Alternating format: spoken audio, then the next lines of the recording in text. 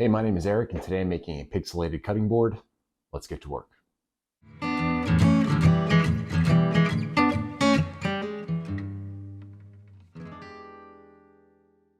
Okay, so cutting boards have always been the gateway to woodworking. They're a great starter project, they're easy to do, fun to build, and they usually come out looking pretty good. I wanted to try another one, but I wanted to add a little bit of creativity to this. I Googled unique cutting board designs, and these are some of the first images that popped up. Now, there's a few things that I like about these designs. For starters, I love the fact that they're end grain cutting boards. End grain in general makes great cutting boards. It's a very hard work surface, it's easier on the knives, and it's much more resilient than the face grain. Secondly, I love that there's a design, and I love that they used multiple types of wood to make that design. Here we've got at least 4 different types of woods. We've got a maple, a duke, looks to be walnut, and probably a cherry. And then it's the same thing for the mushroom with 1, 2, 3, probably 4 types over there as well. Really, really cool. We have some subtle differences, primarily with this juice groove here. The Mario board has the juice groove, the mushroom does not. The mushroom instead has this kind of chamfered edge, which I like. I think that simple edge actually makes the design of the mushroom stand out a little bit more. The only thing that I would potentially change about these cutting boards is the overall theme. I love Super Mario, but I don't know what he has to do with cutting boards. That got me thinking, could I take this end grain pixelated design and do something similar, only with a theme that has a little bit more to do with cutting boards? That said, call it playful or call it maybe dark humor, I thought this pixelated image of this cow face might make a really neat pattern. This measures 30 pixels across, left to right, but it only measures about 15 pixels kind of north to south. Now I could just take that design, but as you'd imagine, it would make a very narrow cutting board. A couple more Google searches and I found this pixelated chicken, and a little bit more searching got me this picture of this pig. Now what's kind of interesting here is both the chicken and the pig measure 15 pixels across. So if I put them side by side, they'll equal the same width of my cow. So what I'm going to try to do is take this design and cut it in half for both the chicken and the pig, and then take those images and flip them upside down so they'll sit on the opposite end of the cow. That will extend the cutting surface of the cutting board and make this board kind of make sense regardless of which direction it's facing. I'll throw in a few handles and then I'll have my board. Now when it comes to the overall template, what I did was I took some graph paper, took my drawings, and basically copied them onto this graph paper pixel by pixel. Now with my design, I've got a total of 5 different types of wood, ranging from walnut being the darkest to the board itself being maple. Then I've got 3 colors in between, which I'll kind of figure out as I go. The overall dimensions of this board are 38 pixels across by 26 pixels down. What I'm going to do is multiply those by 3/4 of an inch each to give me a board that measures somewhere in the neighborhood of 30 inches by 20 inches. A good sized cutting board, but I think it'll work out great. Lastly, when we talk about the glue ups and the process of doing this, what I'm going to do is cut a bunch of different blocks of all the different colors of wood, but they'll all be the same size, probably somewhere in the neighborhood of 1.5 inches tall and then 3/4 of an inch square. I'll then line them up to match my template in whatever that pattern may be, and then glue them together in rows, essentially left to right. So that'll be 26 different glue ups, and then once that is completed, I'll glue this entire thing top to bottom to give me my full cutting board. I anticipate this not being totally level with this amount of glue ups, but that's okay. I've got 1.5 inches worth of material to work with. So what I'll do is set up a router sled to ultimately flatten this board out, probably end up somewhere about 1 inch thick. Seems like a fun project. Let's get to work.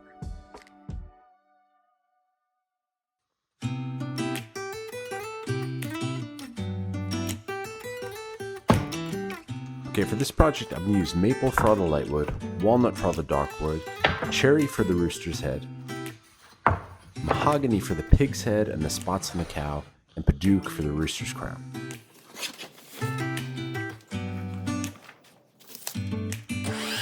I'm going to start by making some cuts across these boards to just give me some more manageable pieces, and then trim these down on the table saw. I am going to cut these slightly longer than I am wider. 3/4 of an inch wide, 7/8 of an inch long. Then it's just a whole bunch of cutting.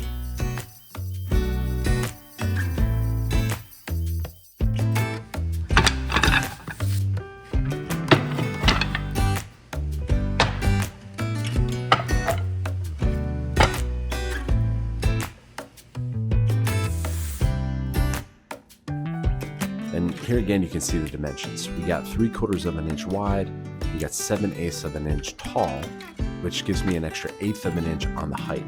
That's going to be important later on. I'm going to line all these boards up and mark the tall sides, just so I don't lose track of that later. Then we're going to bring it over to the miter saw and cut my pieces. I'm going to use where the plastic and the metal meet on the miter saw to keep my cuts consistent. It's going to give me 1.5 inch blocks. And then from there, it's just a lot of cutting.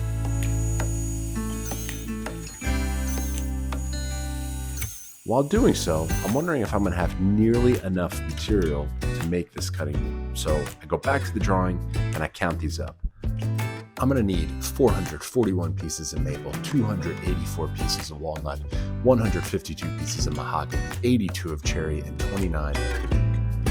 There's no way I'm not going to mess something up, so I'm going to make 10% extra on all of these counts. Then start thinking, how the heck am I going to count all these? So I test a theory that I should be able to figure this out by weighing the material. What I decided to do was weigh 5 pieces. That gave me a total of 67 grams. I then piled up all the Bidoof that I had into the bowl and weighed that. That total was 412 grams. Then I could cross multiply or divide or do some math, but at the end of the day, I calculated that this should theoretically be about 31 pieces in the bowl. I then quickly counted up. It's 32. Close enough for this project. Then I start counting. First weighing 5, then weighing the whole thing, doing a little bit of math, and determine that I'm way short. Back to cutting.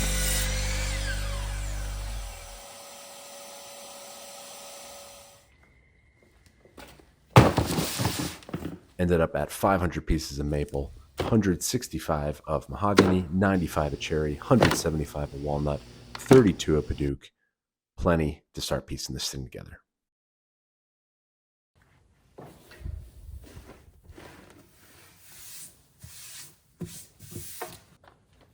Finally, after all the cuts are done, it's time to start assembling this thing.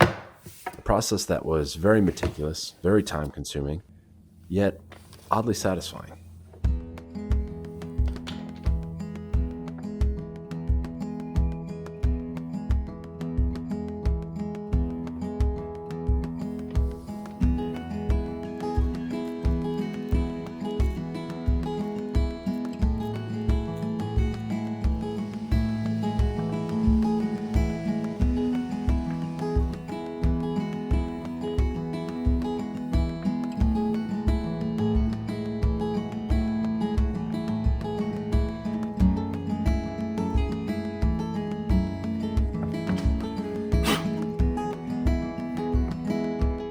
So there's nothing fancy here. I'm using pipe clamps and gluing them up, but with 2 different dimensions, this is where those markings earlier on become really important. You're going to want to make sure to apply the glue to the longer side.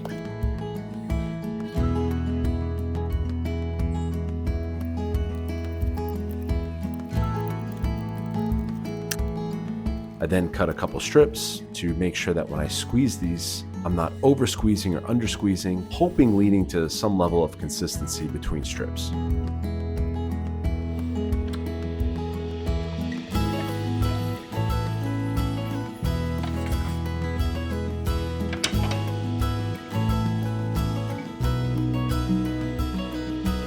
From there, it's rinse and repeat on the other 25 strips.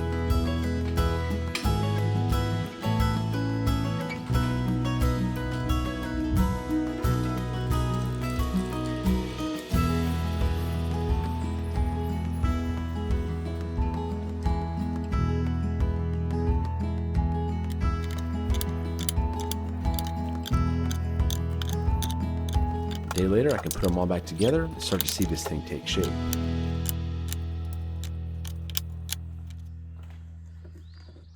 The problem is, as suspected, the glue ups are not very straight.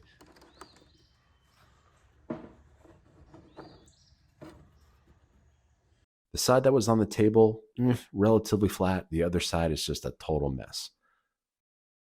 But that's the exact reason I gave myself that extra 1/8 of an inch. Because now I can trim these down, remove 1/8 of an inch of material, smooth it out, and be left with a 3/4 by 3/4 square. This is going to start on the jointer. Watch for the tear out, which is almost inevitable. I'll fix that later. But outside of that, I do have a straight edge. I can then take it over to the table saw to straighten up the other side. And I'm left with really straight, flat pieces.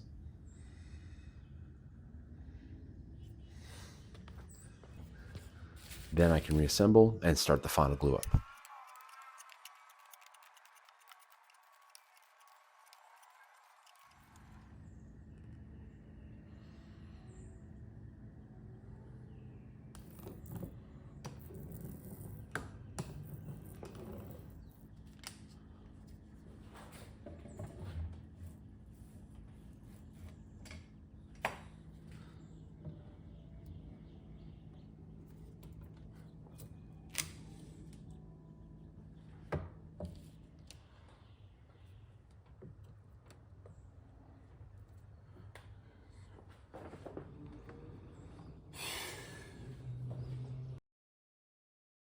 I gave this thing a day to dry, and when I came back, it looked pretty good. You can see that there's some major inconsistencies in the height of these pieces, but if you remember, each of these is about 1.5 inches. That's a lot of material, so I knew I had plenty of room to work with because a lot of this is going to be cut back anyway. So while that part of this didn't concern me, what did concern me is these giant gaps that I had. I mean, you never want to see light through the center of your cutting board. That's something I'll have to deal with later. First, I wanted to get this thing flat.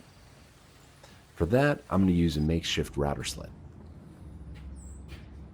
I'm going to start off by putting this on a nice flat table. Give myself some rails.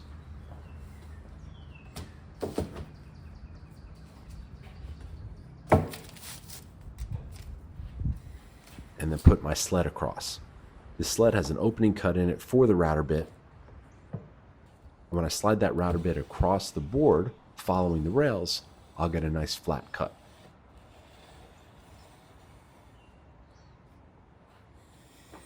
Takes a little bit of time, removes a lot of material, but at the end of the day, it gives you a really flat board.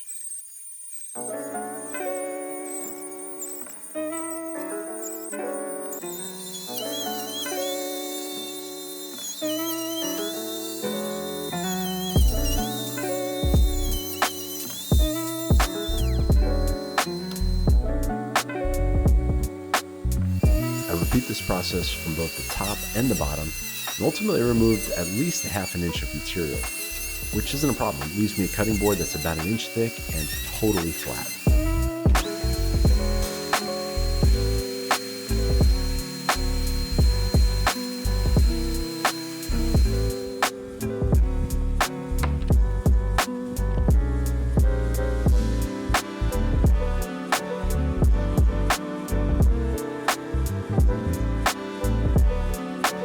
The only downside to using the router, especially on end grain, is that it does leave a rough looking board.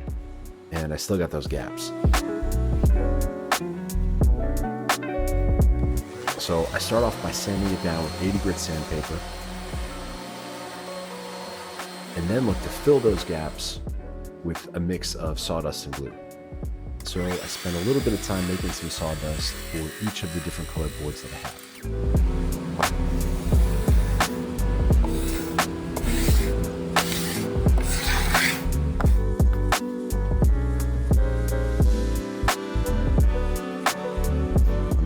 Mix that sawdust with the glue to create a little bit of a paste, looking for the consistency of, say, peanut butter.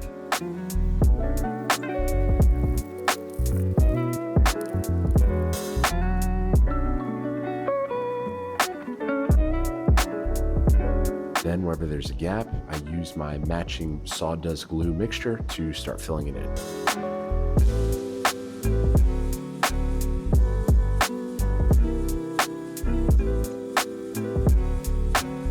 If you remember, some of these gaps are fairly sizable, so this is going to take a little bit of time to dry.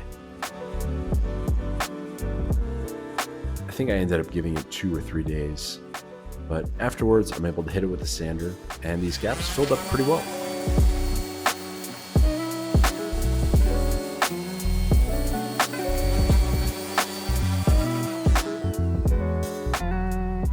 Then it's time to sand.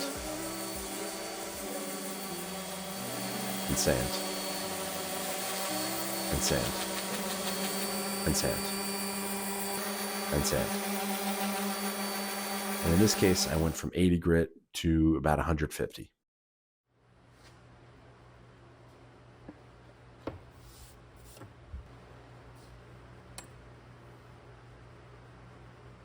Few final touches to deal with the sides here. These didn't line up quite as well as I would have liked, and there are definitely some gaps that would have been challenging to fill. So because of that, I'm going to lose the walnut strip on the outside. I use my circular saw with a guide to cut a nice straight line.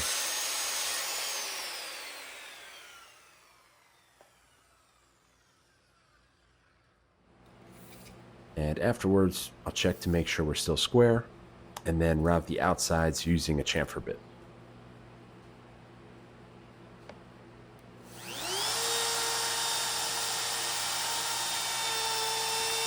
Whenever I'm using one of these, I do like to do 2 passes. First being very light, second removing a little bit more material.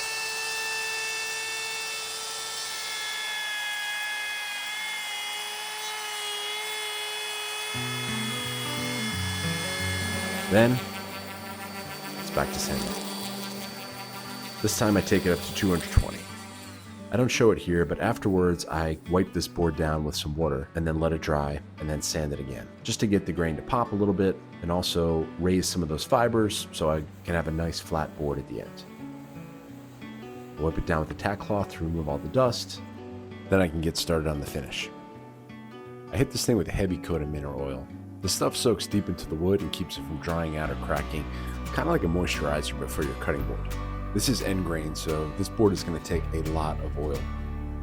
I'm going to end up doing 2 coats, wiping off in between, and then let it sit for a couple days.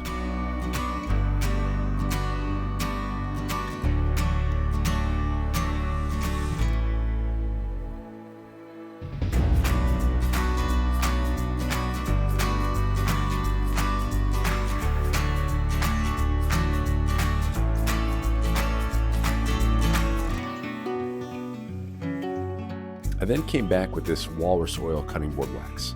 Now, the wax is a little different. It doesn't soak in like the oil. Instead, it adds this nice top layer that helps seal everything in and gives it a smooth surface, almost buttery feeling. It's very easy to apply. You just rub it on with a clean rag, let it sit for a bit, and then buff it out until the board's got a nice soft glow. It really makes the grain pop even more and adds a little extra protection from the moisture and gunk. Totally worth the extra step. Then it's just a matter of throwing on some hardware, and this thing is all done.